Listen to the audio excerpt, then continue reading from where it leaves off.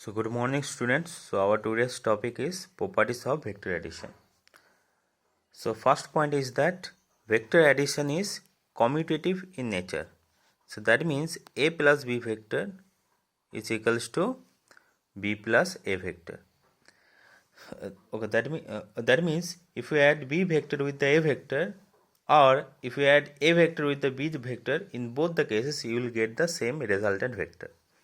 So let us check. Suppose this is our a vector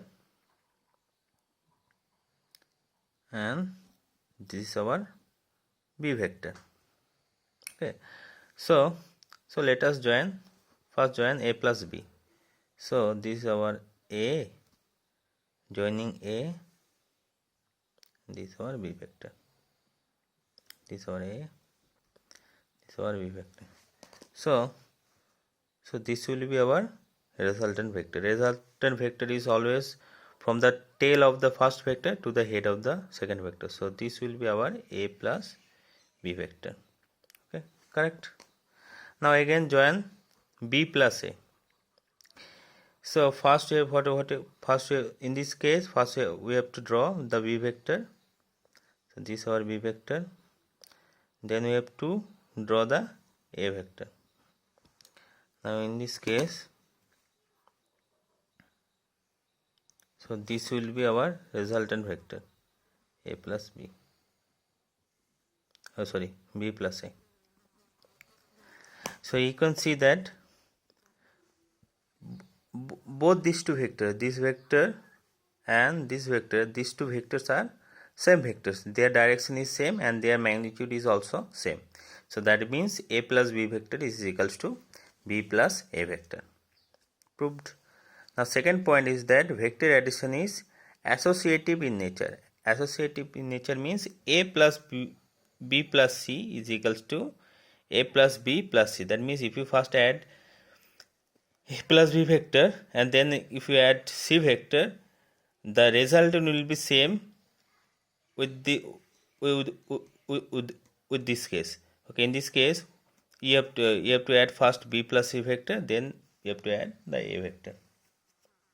So let us check. Suppose this is our a vector, this is our b vector. I am taking randomly the vectors, and this is our c vector. So first let us add b plus c vector. So this is our b vector and this is our c vector. So this will be our resultant b plus c vector. Okay, now we'll join a, then we'll join this b plus c vector. We cannot add these three vectors at once. So we have to first join two vectors, then again we have to join another vector. So this is our a vector, then joining this vector b plus c vector. This is our b plus c vector. So this will be our final a plus b plus c vector. Okay, so the first case is complete. Now the second case, in the second case, first we will join a plus b vector, then we will join the c vector. So this is our a vector and this is our b vector. So this will be our resultant from the tail of the vector a to the head of the vector b, resultant a plus b vector. Now we have to join the c vector with this a plus b vector. So this is the direction. Okay. So this is our a plus b and this is our c.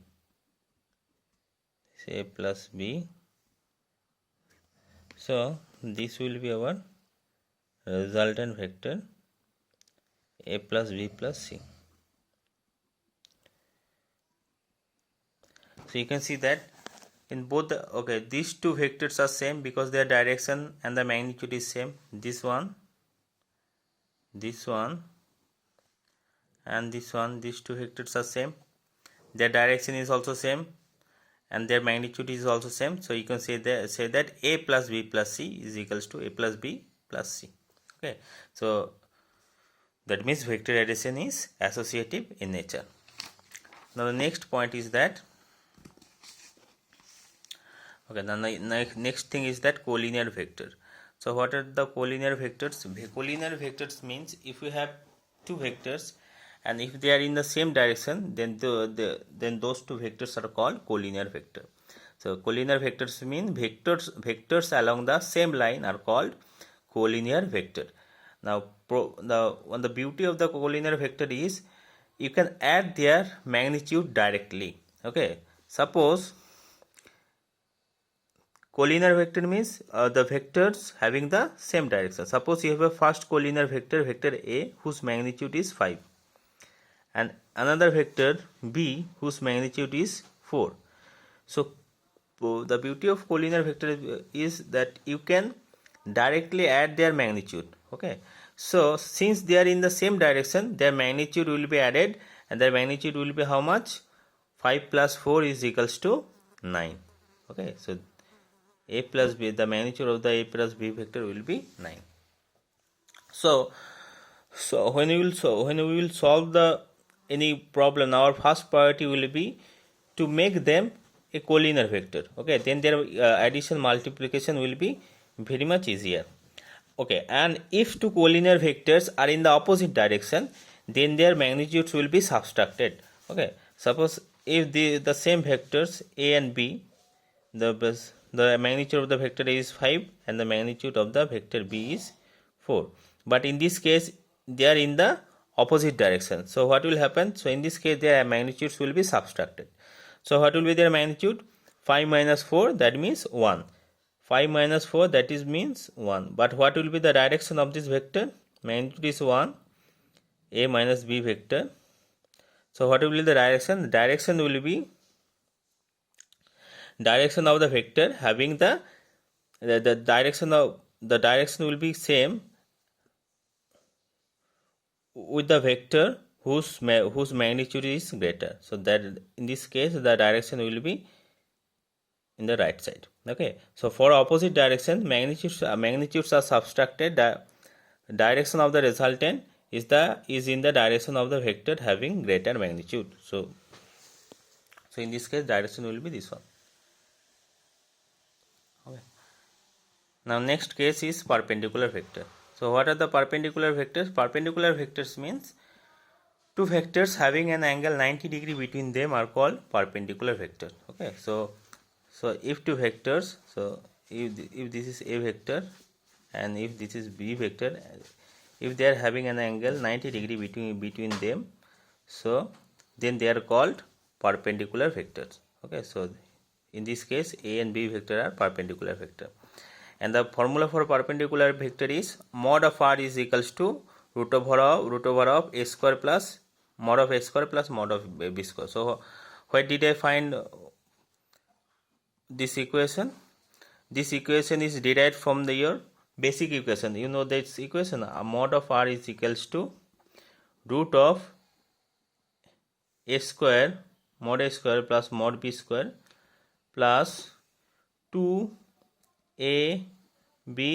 cos theta. So in this case theta is how much? 90 degree. Okay, so and you know the value of cos 90 is 0. So this whole time will become 0. So mod of r is equals to mod of a square plus mod of b square, and tan alpha is equals to b by a. So where did I find this b by a? So you know this formula, that tan alpha we have already derived is equals to mod b. Tan alpha is equals to mod b sin theta.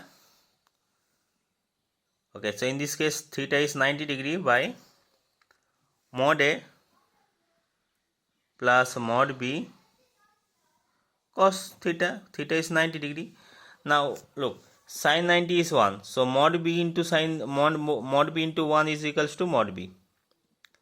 Okay, so mod a plus mod b cos 90. Value of cos 90 is 0. So this whole term will become 0. So ultimately you will get mod b by mod a. Now the next thing is that analysis of resultant vector.